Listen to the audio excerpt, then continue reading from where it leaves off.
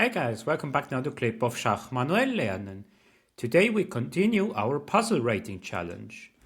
And for that we switch to normal puzzle and we activate the Zen mode. And then here we go. So here we are, the black pieces. The material is equal, but we have a very good pawn here, which we're gonna try to convert somehow. Now what comes to my eyes is that the bishop captured was the last move. So the bishop is attacked, it's defended. But when we look a bit closer, the rook needs to stay in order to defend the bishop. So we can attack the rook, for instance, with this or this one. But then he will just capture, and then we recapture, and then he can retreat his bishop. So nothing good about that. If we attack the rook like that, he will capture our knight, and then he also comes away with capturing the b7 pawn. If we attack it with the king, the rook is quite restricted, so he needs to go there. And then we can ask him another question with attacking, and then he doesn't have any square anymore to defend the bishop. That's how we should win the bishop, like this one. Then he retreats, and now we can capture the bishop and win a piece. So next puzzle. Here we are a piece down at the moment. But this rook is pinned at the moment, which means we have there quite, some ideas with doing something. Of course, we can just capture here, and then we win something.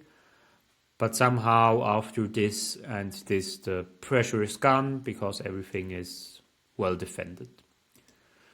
So that's why I thought also at the first place to capture here. And if the knight captures, we can capture here. But then I realized he can just capture with the knight and everything is solid protected. So that's not the way how we gonna win this. So we evaluated now capturing on f2. But now we also should evaluate to capture on e4. When we capture on e4, he is more or less forced to capture with the knight, because if we capture and he captures with the queen, then this rook is 3 times attacked and just 2 times defended. So that's why when we capture, he needs to capture with the knight. And now is the question how we continue. Because now the knight defends the rook and attacks the bishop. So we have to do there something. Of course we can still take, but that doesn't lead to a lot. So let's say this and this. And then, maybe we can play bishop f5 to pin the knight. Then bishop e3, for instance. And then, then this knight here, when you imagine the bishop on c8 is now on f5, the knight on e4 is not enough protected. So I guess that's the solution. Like we capture then this one. And then, the rook is still pinned. Now the knight is pinned as well. And, it's just overloaded. Because if he defends it, we can capture, recapture, and then at the end we will win here the rook.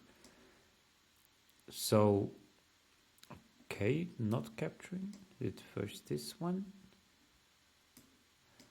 And then like sacrificing the queen.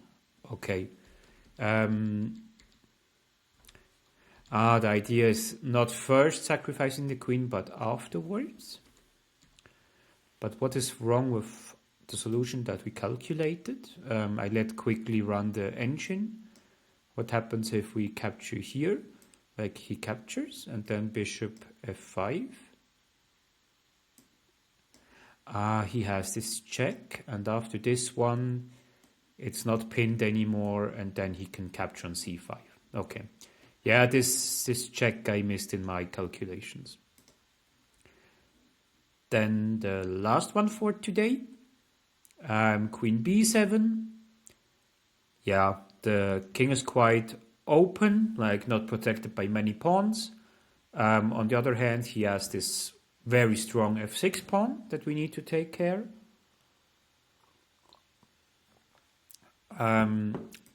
So maybe we can start with rook g3 in order to capture an h3. But as soon as we leave with the rook the 8th rank, he can just give a check, and then we don't have a lot. So that's why the other option I thought is this one. And here is just the thing that he can defend it with queen f3. Like it defends the checkmate and h3. So that's why I'm not really happy about that. Yeah, that brings me to another idea. Like we have here already some threats. Like when you look at this position, the white king can't go anywhere at the moment. So when we give a check, then it's most probably a checkmate at the end. And we need to remove a defender. Like the rook is half a defender and the queen is the main defender. And how are we gonna cut off the queen in this position? I think we can play d5. And then we threat queen here and queen here. And the thing is, after this one, yeah, he can't play that much. Like let's say if he plays rook g1, then we give a check, he goes there, then here a check, goes back, here, and then at the end we capture the rook. Because we play then with queen and rook against king and rook, which is kind of easily win. And after d5, does he have any checks like what we missed before? This one is nonsense. And beside that, he doesn't have a counter move. So I guess d5 should be right move. Now he can defend it like that. But now we have either queen e4, but then queen f4, queen f3 will follow. But now the thing is, we can now play rook g3 in order to have the double attack. And on the 8th rank, a check is not possible because the queen is guarding the square. You can play this, and after capture, yeah, of course he makes his move, but we can capture with a check. And then at the end, we can just, block the pawn, like going back with the queen, and then we have just a winning position. So we made 2 correct. That should lead us to some good things. Perfect. So we made, 8 plus 33 points. So we're now above 2,400 again.